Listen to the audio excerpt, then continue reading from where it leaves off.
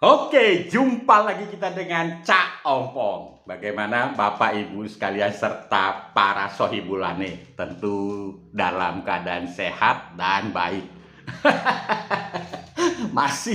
masih seputar ijazah palsu.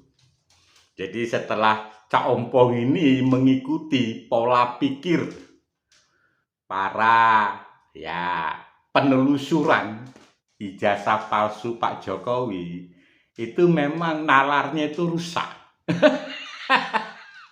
Jadi untuk memahami cara berpikir kadrun itu tidak mudah, nggak mudah. Cak Ompong coba ikuti gitu, wah sulit, ya. Tapi ada sampai pada titik kesimpulan yang Cak Ompong temui, yaitu adalah ingin mempermalukan pribadi Joko Widodo di hadapan para orang-orang dalam tanda kutip itu dungu.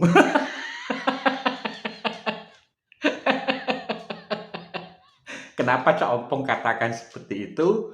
Ya, kita saksikan cuplikan video ini. Kira Jokowi datang, nih ijazah saya yang asli kok. Mana yang palsunya mana? Kan selesai. Kok kenapa berbelit-belit begitu? Ya, kenapa capek ngutus-ngutus jaksa? Ini bukan urusan kenegaraan, ini urusan secara hukum itu tidak boleh Bang untuk di... Bukan tidak boleh, sangat boleh, tapi tidak pada tempatnya. Karena proporsi dia sebagai yang digugat itu Jokowi sendiri dalam pengertian perilaku pribadinya yang diduga memalsukan ijazah. Itu urusan ijazah palsu nih.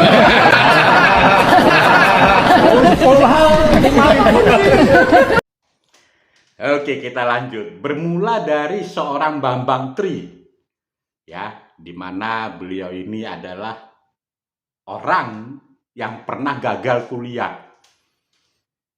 dan merupakan alumni salah satu SMA di Blora. Gagal kuliah dia. Jadi pernah berpindah kampus, pernah sampai skripsinya saja tidak selesai. Lalu menggugat Jokowi ijazahnya palsu. Itu satu. Yang kedua, kalau saya melihat memang Bambang Tri ini seperti orang stres yang dimanfaatkan oleh dalam tanda kutip sebetulnya orang-orang pinter, tapi berusaha untuk membodohkan diri juga agar sama dengan Bambang Tri. Oke, mari kita coba lihat. Pertama adalah Dr. Tifa.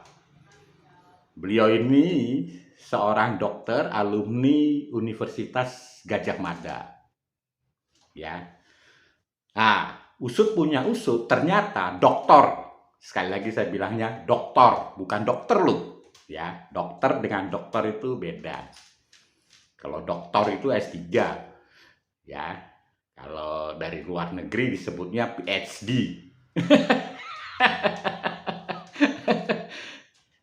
Jadi doktornya itu palsu ternyata. Dan diakui oleh Dr. Tifa. Yang saya kadang-kadang itu berpikir miris. Cak Ompong ini seorang sarjana juga. Dan saya malu memamerkan ijazah saya di depan umum yang tidak pada kepentingannya.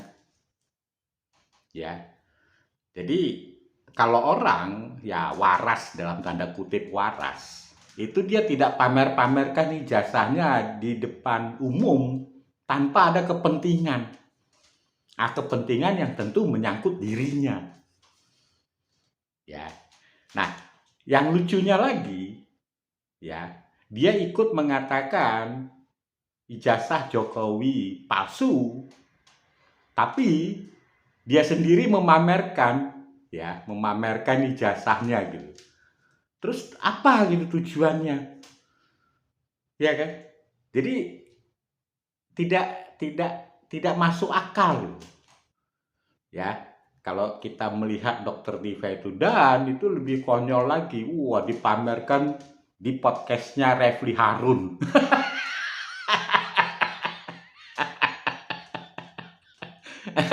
Dan Refli Harun sepertinya juga menikmati gitu.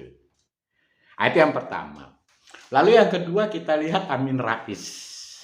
Nah, ini kakek tua ini bukannya dia ya memperbanyak ibadah dan perbuatan baiknya, memang karakter dirinya itu tidak berubah, ya. Jadi kalau kita lihat ini termasuk salah seorang yang juga dalam tanda kutip sakit hati. Bergelar profesor, orang hebat, bergelar doktor, tapi tidak digunakan oleh Pak Jokowi. Kasihan kan?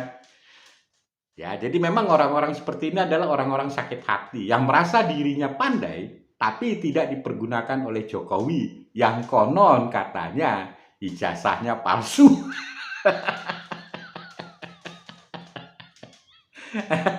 Oke, sudah Diva, Amin Rais. Nah, kita melihat Egy Sujana. Ya, tadi cuplikan video tadi itu lucu.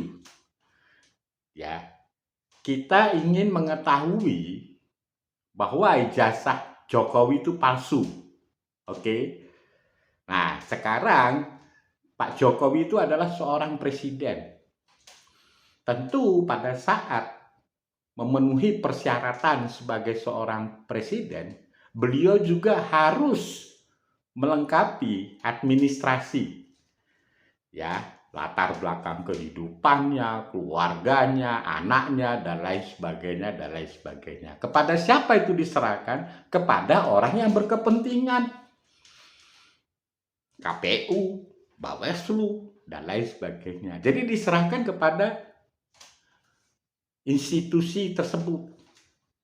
Nah, sekarang dipertanyakan ijazahnya Jokowi itu palsu.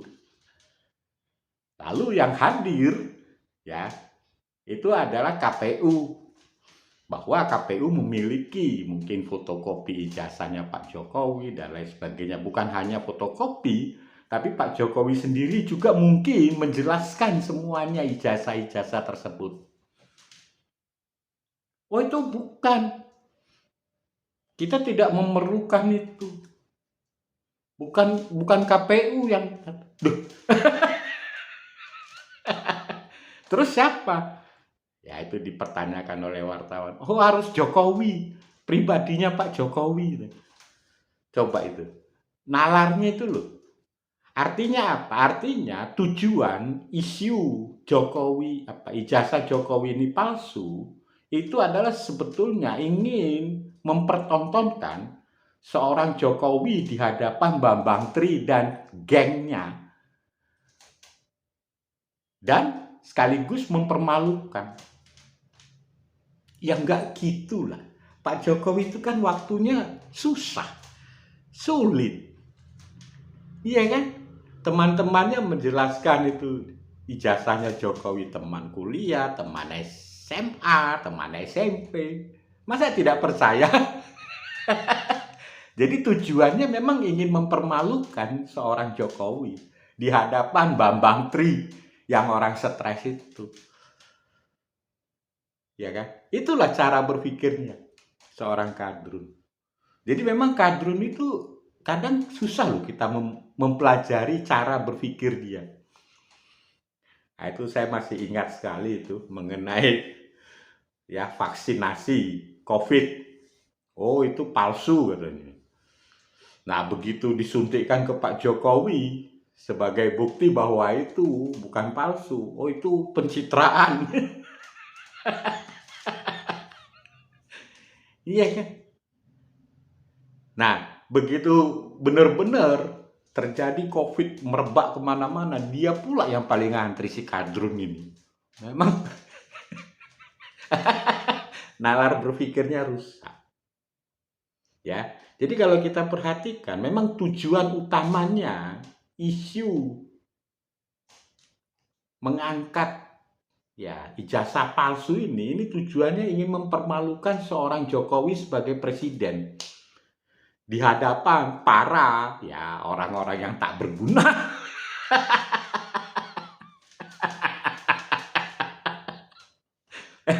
Cak Ompong kadang-kadang malu loh mengangkat isu ijazah palsu ini. Bener malu.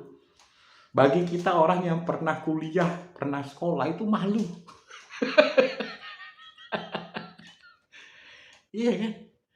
Seperti Dr. Tifa, Egy Sujana, ya kan? Amin Rais, Refli Harun. Apa kewajibannya seorang Jokowi harus hadir di situ? Yang dituntut itu kan ijazahnya. Ijazahnya ini mau siapapun yang membawa atau siapapun yang membuktikan. Itu kan sah-sah saja. Ya kan? Jadi memang itulah tujuannya, memang ingin mempermalukan seorang Jokowi. Tapi Jokowi memang cerdas dia. Dia sudah bisa membaca gerak-gerik ya para orang stres-stres ini. Nah, selain daripada itu, ada kemungkinan juga isu Jokowi ijazahnya palsu itu adalah untuk mengalihkan isu ya akan diusutnya seorang Anies Baswedan di KPK.